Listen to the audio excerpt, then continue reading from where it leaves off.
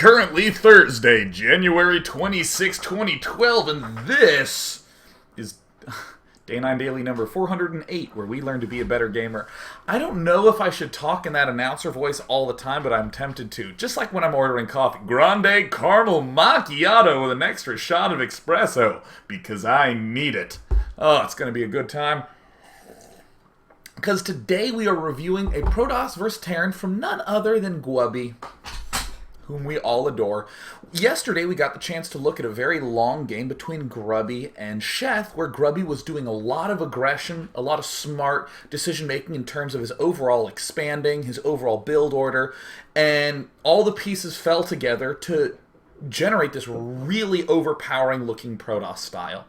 It's very easy to look at Protoss vs. Zerg and to feel like if I just lose this one battle, I'm dead. But we saw Grubby expanding to where even when his main army died, he had more than enough to rebuild quite quickly.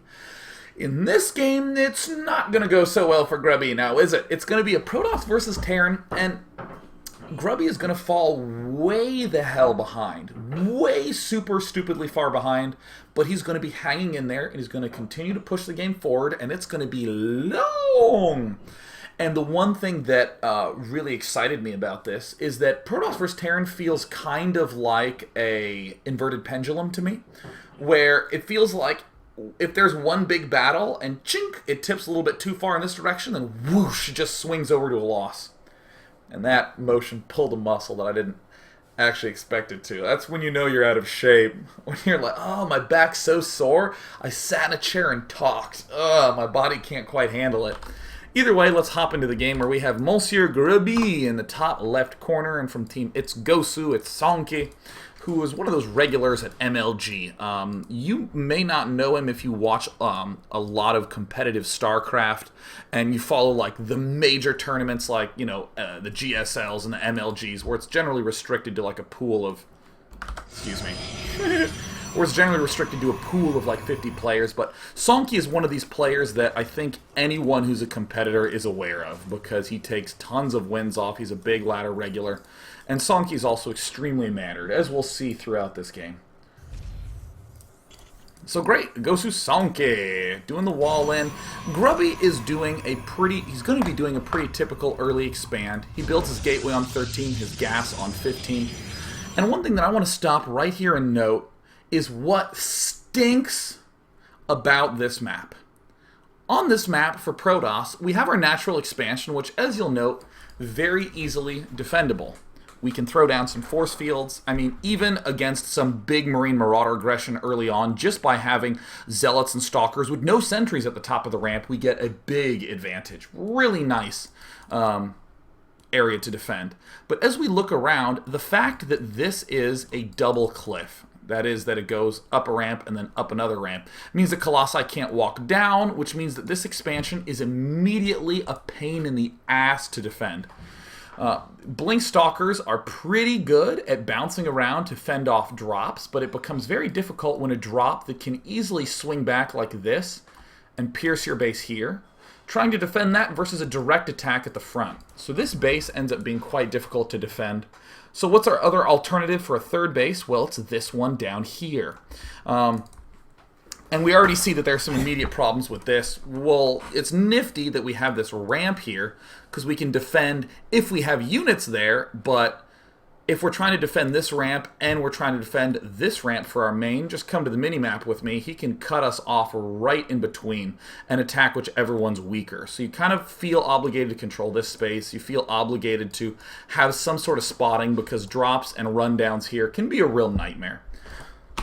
All that is a very long way of saying 2 base, pretty easy to get. 3 base, pain in the ass. Such a pain in the butt. But we like to be optimistic. We don't like to just sit around and look for what's sad. What is great about these 2 bases with Colossi, I can put a Colossus here, blast that side, and then I can walk it right on up and blast this side. Blink Stalkers and Colossus, I think, are absolutely essential units. And I think that that is an important thing to note. That process we just did, we identified a composition that we thought was good, based upon what expansions we wanted to take. It's really easy to look at this middle and to talk about what units function well in the middle, but if your units don't help keep any of your expansions alive, then it doesn't really matter. Monsieur Sonke is going to be early expanding. Cool. I'd also like to once again say props to the Protoss players out there, because I realize, I look back and for the last 99 dailies, the Protoss wasn't in one. So we managed to take a little bit of Grubby time here. And for any of you who don't follow him, follow Grubby by looking up the word follow Grubby, one word, and he streams a lot. So his streams end up being very educational for any of you fine Protoss folks out there. So what we see Grubby do is something that already in the early game, completely ignoring any of the fanciness that happens later on, very good about pulling units in and out of gas. Notice how he just had 2 in there beforehand, so that way, right when the Cybernetics core was done, he had exactly enough money to go Stalker Warpgate. Just barely enough money. And it's that sort of thing that you want to be looking for a lot. If you are a master player really trying to push the limit to Grandmaster, look for that a ton. If you're in Gold Platinum, fuck it, don't worry about it, okay? Just because I pointed out on the show doesn't mean you have to do it. This is kind of one of these obnoxiously high-level things that will get you an extra 15, 20 minerals. And unless you know exactly why you need 15 and 20 minerals, don't worry about it. Don't worry. But either way, this is a pretty typical opening that we're seeing nowadays. Spending a good amount of Chrono Boost on our Warp Gate. So that way we can get 2 more gateways to defend pushes with. Or if we, for instance, do some sort of poke. Oopsie days. If we do some sort of poke that allows us to determine that he is going for an early expand and that there is no attack coming, we don't really need to worry about getting all our Warp Gate and all our units up super early. But already I want to note this maneuver. As we see Grubby pokes up and he sees this good old bunker, there's a little bit of rearrangement that you can do with these buildings. I mean, if you envision that you're always going to be going... let me reword this a little bit. Let's say you early expand in this matchup and you always get these 4 buildings, 3 gateways and a robo. It's very dangerous to be too autopilot-y and just to say, here's my build. StarCraft 2 ends up being very fragile at high levels. It's easy to mess up a game and to be very far behind. So one of the easiest ways to have a lot of variety is to know everything that you want to get and to rearrange things. For instance, if he's early expanding or if I see a lot of barracks, I'm going to build the 3 gateways and then the robo. If he's going for some sort of fast gas, I'm going to build the robo and then the additional 2 gateways. You end up with the same thing but just slightly rearranged. So Grubby getting this robo facility up marginally late. Trying to poke and put pressure on the bunker, generally a strong sign that there's an expansion coming up. But even so, Grubby going to be holding these watchtowers just in case a wild Banshee appears and starts to try to do damage to us. So here's another one of these cool little decision point little analysis things where we can say pretty comfortably, alright, Grubby's going to be doing these sorts of expands. Now this first unit that pops out of here, generally an observer, do I want to send it to his base to check things out, or do I want to leave it back here in case a Banshee arrives? Well, this unit and this unit are already spotting for a Banshee. So, if we see a Banshee with one of these 2, then we just pull this observer back and we scout with our second observer. If we don't see the Banshee, then sweet, he's almost positively early expanding, we can scout in there. Bam! That's a very clean way to start helping us get over a lot of those problems that box us into corner. For instance, many players are saying the 1-1-1 too strong. Obviously, it's really, really good no matter what. But they say, I can't scout it in time. He's either expanding or he's going for the Banshee. I don't know how to do it. Have mass vision coverage over the whole map, and this will help dictate what you can do with that first observer. Cool stuff. Cool, cool stuff. Really nice placement of all these initial units, except that one that's dead. Probably could have worked on that a little bit, but still the overall idea is there. And now at these 2 units here, we can easily maneuver all our units to just the right spot. Now, I'm not going over a lot of specific details, like I'm not going over exactly why, or exactly when these geysers are going down. What I'll pretty much suffice to note is that If we're staying relatively low on geysers, that's generally a signal that we're doing some sort of either a lot of units or trying to get an expansion up quickly. So players will do things like, oh, you're early expanding? Well, I'll just have 2 gas, and I'll take my 3rd really fast while building 6 gateways. Because you're going all Marine Marauder. Good stuff. In this circumstance, what did I say? It's really hard to get 3 bases up. This one seems hard. This one seems a little hard. So you know what we're going to do? We're going to get all the value out of 2 bases that we can right off the bat. Because I guess it's also significant to note, if it's hard for us to take a 3rd base, it's probably going to be a little bit obnoxious for our Terran buddy to take a 3rd base as well. So ladies and gentlemen, we have 3-gate robotics facility. Very common, or 3-gate robotics bay, sorry. It's very common to get all 4 geysers very, very quickly when we're doing this. And of course, popping out 1 immortal to get a little extra value out of that robotics bay. Now, if we actually pop back into Camp Sonki, there, I would say, are some broad categories of openings that Terran can do when they early expand. Right now we see 4 barracks. He's going to be building a starport in a second, so let's just go ahead and look at that. Alright, cool. What I actually want to take the moment to do is talk about, let's just say, 2 general things that the Terran can be doing. Either going for very fast medevacs, or for a lot of basic ground units. There are optimal ways to do this. And you know what I get asked all the time? What if he doesn't do one of those? At my level, sometimes players don't get the starport up as quickly. At my level, players will get 5 barracks and they won't be able to macro very well. Well, what I actually want to show you is that Sonki, we didn't look at his base specifically so we could see that Sonki does something kind of weird and kind of in between all those things that, or those 2 things that I described. He's not going to be getting the mass barracks really fast. He's just going to play defensively, but he is going to get stim a little bit early. He does get this 1 barracks, but he doesn't follow it up with, I don't know, say, really, really fast upgrades. He doesn't follow it up with, hell, more barracks. Generally, you get 5 barracks. He doesn't even follow it up with aggression. In fact, Sonki kind of just goes for a factory kind of late. So notice that he's literally doing something right in between. It's not 5 barracks mass ground.